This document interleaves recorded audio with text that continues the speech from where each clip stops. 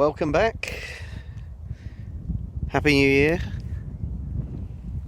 Hope your New Year was not spent, and Christmas not spent in isolation like mine was. Fortunately, I've come through the other side and just having a bit of a walk around the ewes here. Did have a bit of a short on the electric fence. I just went and checked on. So here we are with the ewes on the ryegrass and clover mix.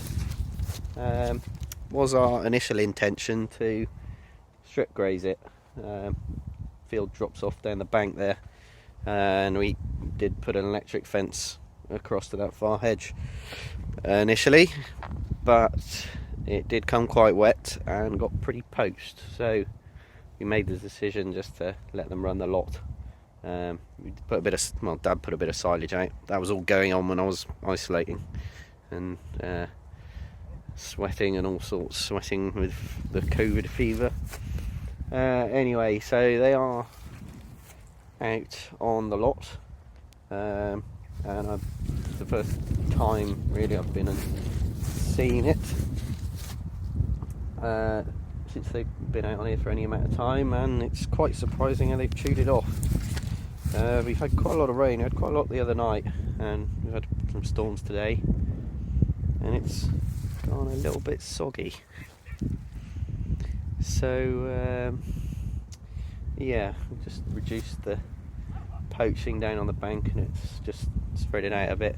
So yeah, the idea is we'll keep these out here now until hopefully the end of the month, so probably another 3-4 weeks, and then we'll stick them in the lambing shed for about sort of 3 weeks, 2-3 weeks before they start lambing. Pretty well, it's stopped raining now. It's been pretty miserable this morning, but not particularly cold for the time of year. I do think we might have a bit of frost coming this week. A few chances of snow showers as well. But yeah, you can see here, just flip the camera around, it's got quite soggy, and they've bitten it off pretty well from what it was. And there's still a nice bit there for them to go at. See some of the clover in amongst there, so it should hopefully keep them going for a bit longer. Like I said, we have put some silage ring feeders out down on the bottom end of the field, so they haven't really bothered with those apparently much, but they have been starting to have a bit of a nibble in the last couple of days. But yeah, so it's saved a bit of grass elsewhere on the farm, and save having to house them earlier sometimes when it's come wet. In December we've had to get them in the shed early January, so we'll be saving on a bit of straw, which is good, and all the work and feeding and everything that goes with having them housed. A lot easier just to have them outside in the field. Hopefully less foot problems. Do tend to get sort of straw and silage stuck to their feet when you have them housed, in our experience. So the longer we can keep them out, the better. They all look pretty content.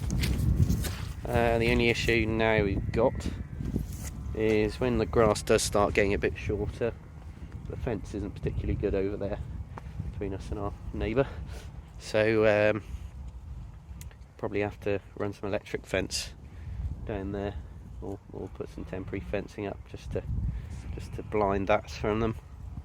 There's a nice lush oilseed rape crop through there that I'm sure they'd be pretty keen to get stuck into when the grass runs a bit short.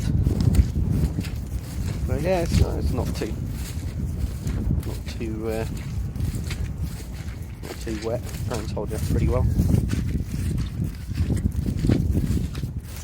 So Yeah, you can see here they've been a bit of a nibble at the dorsey right there here.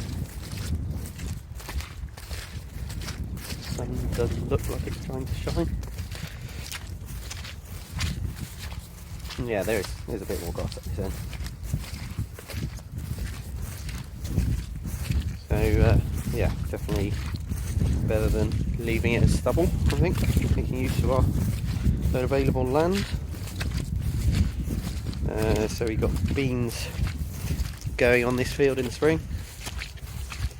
We haven't grown spring beans for a number of years, but we've got, I think there'll probably be about a bit over 25 acres going in this time. We should have put a cover crop on the other field. It was going to be a second week, but we decided not to put that in the end and left it as stubble. It would have been nice to have put a bit of cover crop or something on it. But yeah, putting a variety in called Lynx. That's quite a few people know have put in last year and performed quite well. There are some crops over 2 tonnes, so fingers crossed. And then that'll be a good break crop, good entry into a first week in the autumn, hopefully. I've got some memories of harvesting beans in December. Get these Facebook memories popping up occasionally. That have pictures of combining. I think I had the neighbour combining them when we had a frost in December one year, early December. See if I can find that. And yeah, and also quite interesting, I've had a few Facebook memories popping up. A few years ago I did a harvest in Australia. That's pretty interesting. I think we finished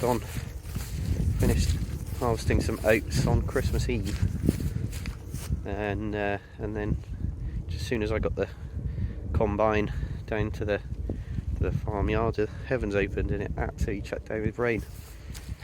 So I might pop a bit of filler footage and some pictures of that up. That's pretty interesting. I mean,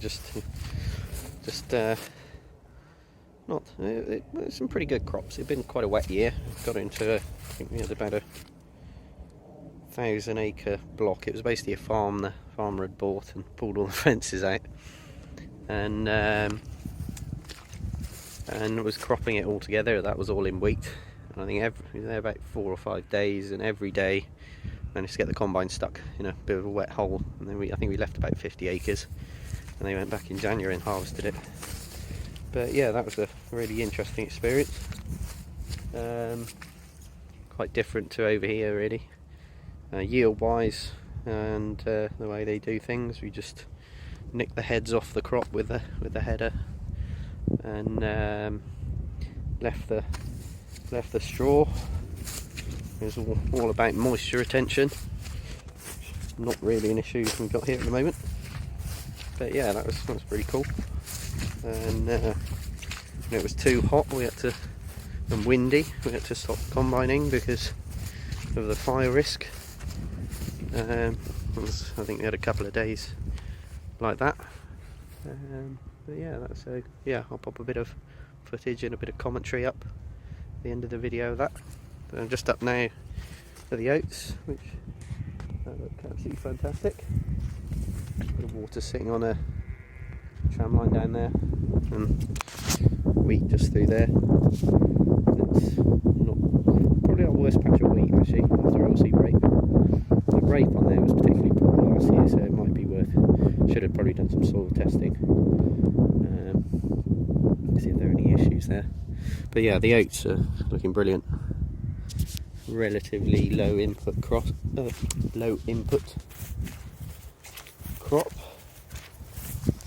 Yeah, it's quite surprising that they have chewed. When I was up here last, there was a nice bit of grass here.